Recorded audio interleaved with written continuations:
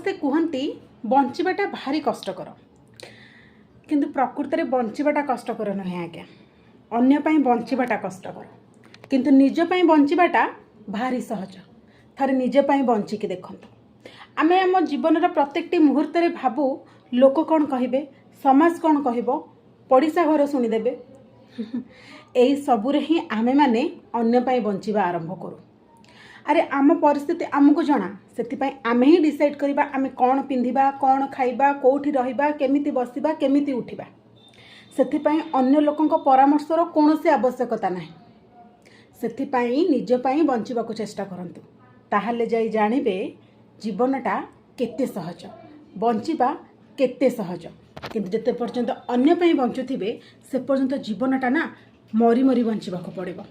ଥରେ ନିଜ ପାଇଁ ବଞ୍ଚିକି ଦେଖନ୍ତୁ, ତାପରେ ଜାଣିବେ ପ୍ରକୃତିରେ ଜୀବନଟା କେତେ ସୁନ୍ଦର ଆଉ ବଞ୍ଚିବା କେତେ ସହଜ। ଜୟ ଜଗନ୍ନାଥ।